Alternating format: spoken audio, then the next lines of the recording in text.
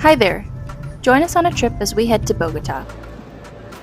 Currently, we live in Guatemala City, but today, we're on a visa run. For us, Bogotá is only a 3-hour direct flight from Guatemala City, so we thought, why not go see Colombia?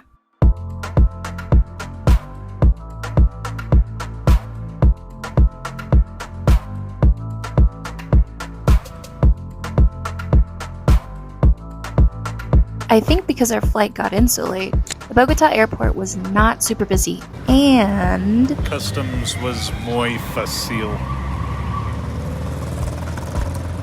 Then next, we got into an Uber and headed to our Airbnb.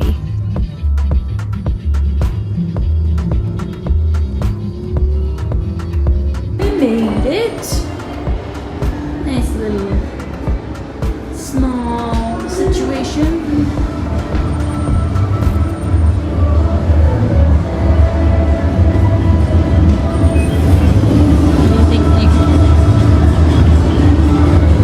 My tongue's hanging out.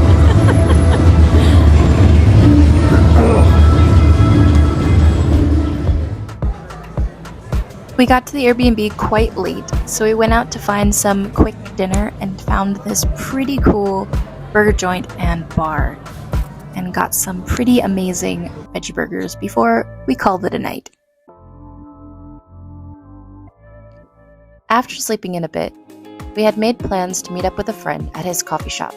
So we had a nice little Saturday drive, getting to see more of the streets of Bogotá before arriving at Via Poli.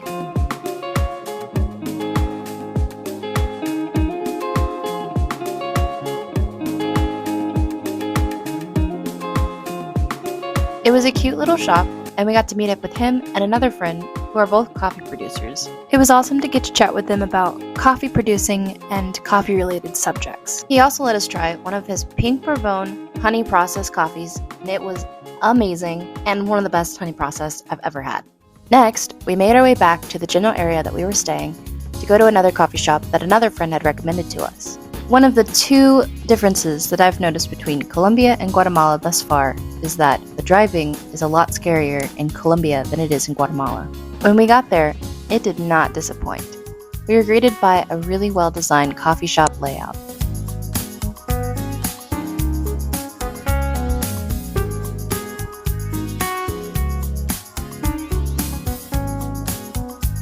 The coffee here did not disappoint either. We had an exceptional washed SL28 varietal. This was also my first ever SL28 from Colombia.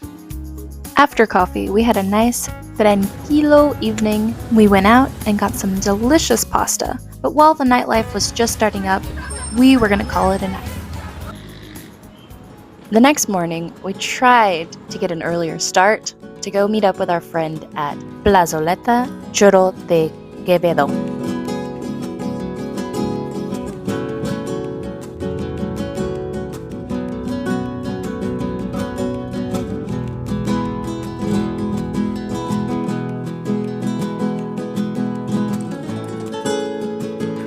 When we got there, we immediately went and got some amazing empanadas and then just walked around the square.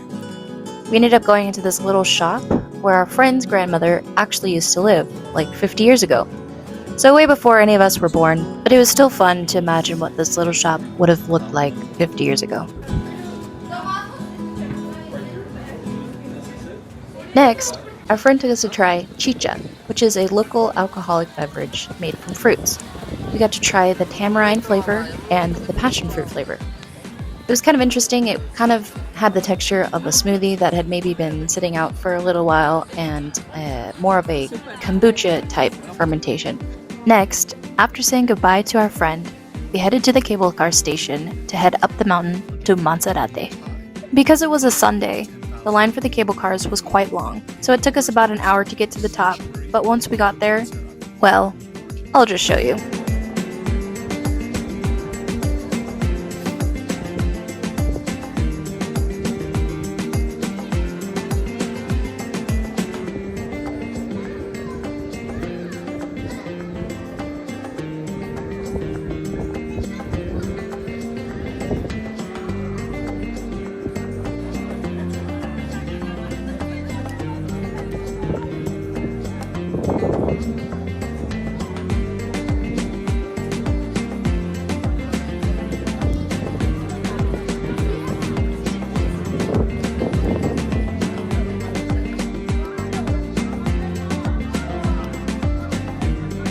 At the top of Monserrate, you're not only greeted by beautiful views of the city and the mountains that are close by, but also a souvenir market, some street vendors, a church, and even restaurants.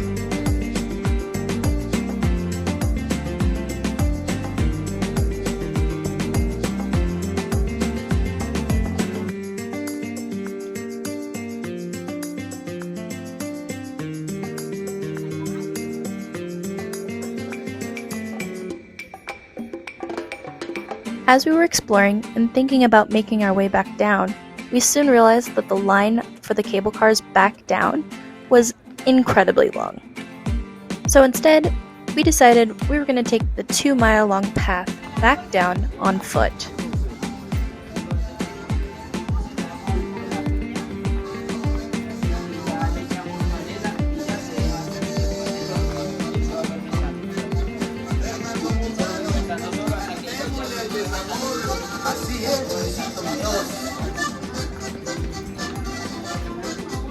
This was honestly a great idea, because despite the fact that maybe halfway down I might have twisted my ankle, but it was still a really nice little trail and I enjoyed it a lot. When we finally got to the bottom, we jumped in an Uber and went back to the square that we went to with our friend. Only this time, I wanted to go shopping.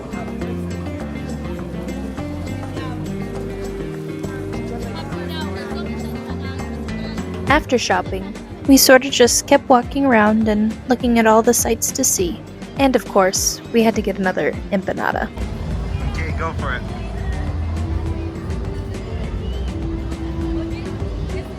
Yeah. I really enjoyed looking at all the old city buildings and churches that are in Bogotá.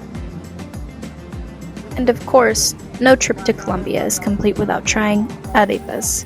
These were so good. The butter on top and a bit of salt, hit the spot. Oh, yeah.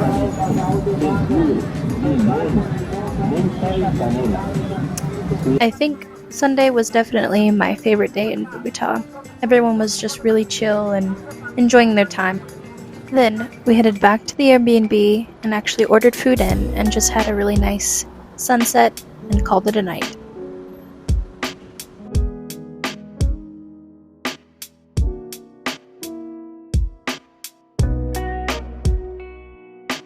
Our last morning in Colombia, we went to yet another coffee shop and got some coffee and a bit of breakfast before heading out to the airport.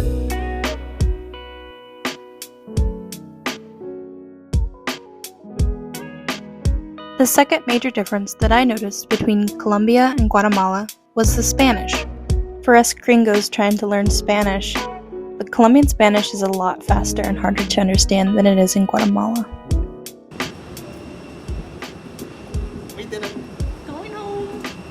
I hope you enjoyed watching our visa run to Colombia. We certainly had a wonderful time, and I hope you'll stick around to see our next adventure.